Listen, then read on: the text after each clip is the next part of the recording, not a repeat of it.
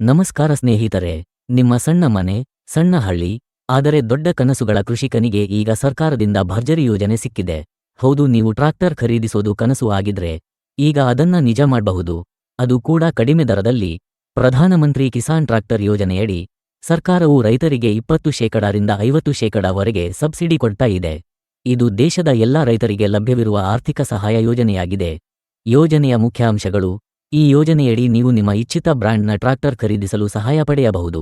ಆದರೆ ಇದರಲ್ಲಿಯೂ ಕೆಲವು ನಿಯಮಗಳು ಇವೆ. ಅರ್ಜಿ ಹಾಕುವವರು ಭಾರತದ ನಾಗರಿಕರಾಗಿರಬೇಕು. ಹೆಸರು ಪಿಎಂ ಕಿಸಾನ್ ಯೋಜನೆ ಅಥವಾ ರಾಜ್ಯ ರೈತ ಕಾರ್ಡ್ ಇರಬೇಕು. ವಯಸ್ಸು ಕನಿಷ್ಠ 18 ವರ್ಷ, ಗರಿಷ್ಠ 60 ವರ್ಷ.